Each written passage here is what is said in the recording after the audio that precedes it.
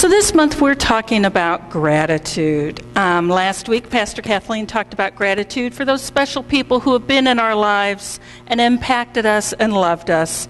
And although their spirits live within our hearts, they're no longer with us today.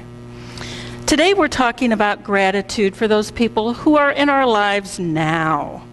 And some of the most important people who are in our lives are our family. So I thought I found some fun quotes about family. This one showed up on my Facebook feed, so I'm not sure who it can be attributed to. But it says, every family has one weird relative. If you don't know who it is, it's probably you. George Burns says that happiness is having a large, loving, close-knit family in another city. And Jerry Seinfeld says, there's no such thing as fun for the whole family. And George Bernard Shaw said that if you can't get rid of this family skeleton, you may as well make it dance.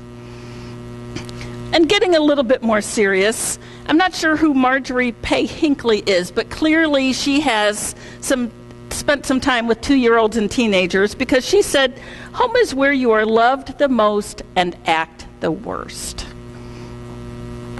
And for those difficult times with family, Deb Coletti said, that's what people do who love you. They put your arms around you and love you when you're not so lovable. But I think Jane Howard summed it up best when she said, call it a clan, call it a network, call it a tribe, call it a family. But whatever you call it, whoever you are, you need one. So the scripture story we heard today is all about family. And I'll kind of recap it because it's a little bit long and convoluted. So our story started with Naomi and her husband, Elimelech. I'm not sure if I said that right. I've been trying for 2 days, so forgive me. I'm just going to call him Elimelech. So they have to leave their hometown in Bethlehem because things are really bad. There's a famine, and so they head out to the nearby country of Moab. Now, during this time period, Judeans and Moabites really hated each other. So it's a little confusing as to why they picked Moab, but as many of you are aware, a lot of these stories in the Bible, people kind of make curious choices, and we just have to kind of go with it. But anyway, so they go to Moab, and they make their life there, and they have 2 sons who grow up and marry Moabite women. And fun facts, the sons named Mahlon and Chilion, those names mean sickness and spent. So that kind of gives you a clue as to their future in this story. So next thing we know, Elimelech dies, Naomi's husband. And not long after, both the sons die, which leaves Naomi and her 2 daughter-in-laws, Orpah and Ruth, widows. So this, under any circumstances, is a horrible situation. All widows in this patriarchal society without men to take care of them. So they were really in pretty deep trouble. So Naomi heard that the food situation in Bethlehem had gotten better, so she decides that she's going to travel on back to Bethlehem. And Ruth and Orpah decide to go with her. And on their way, Naomi, who's grieving for her husband and her 2 sons, is really sad and bitter and feeling quite hopeless. So she tells Orpah and Ruth just to go on back to their mother's homes so that they might at least have a shot at getting married and have a decent life. Neither Orpah or Ruth want to leave Naomi and insist on going with her. And Naomi goes into a long diatribe about why they should go back.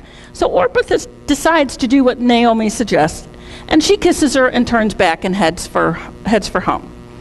But Ruth, however, refuses to turn back, and she declares her love for Naomi when she says, and I just have to say it again because I find it so beautiful, do not press me to leave you or turn back from following you. Where you go, I will go. Where you lodge, I will lodge. Your people shall be my people, and your God my God. Where you die, I will die. There I will be buried. May the Lord do thus and so with me, and even more as well, even if death parts me from you. Wow. That is devotion and love. Now, there's more to the story, and you can read the whole thing, but I'm going to end the story here for our sake this morning. So let's look at what Ruth was signing up for. So if she went back to her parents' house, she may have been able to find a Moabite husband. If she went to Judah, no self-respecting Judean man would marry her. If she went home, she'd be safe, secure, and not starve. If she went with Naomi on the journey, who knows what would happen? Two unaccompanied women on the road. They could be beaten, they could be attacked, they could starve. I mean, they could just fall and hurt themselves, and it would be catastrophic. But despite what would have been an easy decision to play it safe and go home, Naomi didn't do that. Ruth didn't do that. She stuck with Naomi. And the scripture actually says that Ruth clung to Naomi, and Ruth and Naomi were forever joined. They were family. Ruth could have easily gone back to her birth family, and nobody would have blamed her. As a matter of fact, they would have thought that she did the proper thing by going back to her people. But she didn't. Because family, whether they be the ones we're born into or the ones we choose, are there when we are sad and depressed and feeling hopeless, as Naomi was. Family heads on the road with us when we don't know what lays ahead.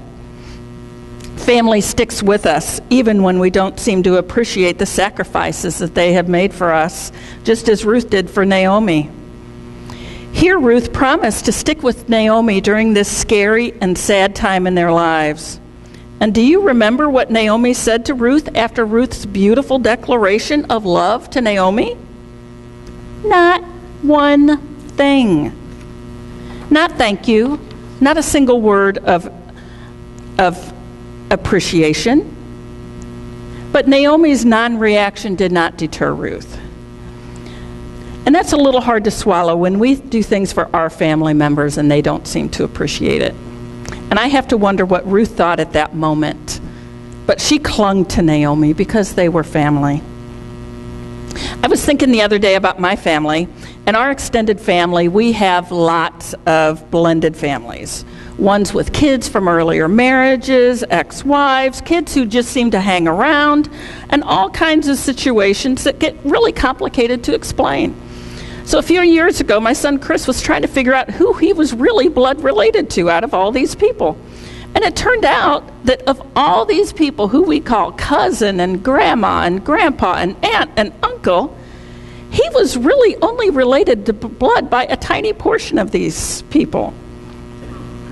And it reminded me when I was little, we had an Aunt Eleanor and a Grandma Hoffman who came to our home every Christmas.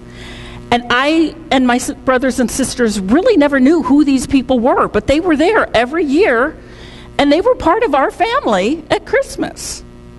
I think I found out later they were related to my Uncle Henry, but besides that. And we have a very special family here in this room, our church family. And this is our special chosen family. These are people who pray with us and for us. These are people who we ask our deepest faith questions, sing praises to God alongside of us, who stand with us when we serve meals at the bridge, and who will hold us accountable to our promises. This family is one that we can be extremely grateful for. But as much as I'd like to talk about all those loving families we choose to be with, like our church family and friends who have become like family to us, we oftentimes have families that we're born into or married into that are not supportive or healthy. What about them? What about us? And who we are when we're around them? And it's really difficult, and one which much has been written. And some say, look to the Bible, and it will tell you to honor your father and mother. Don't divorce. Don't leave your family. And God made people to need intimate human contact. God made us to live together and wants us to have healthy relationships.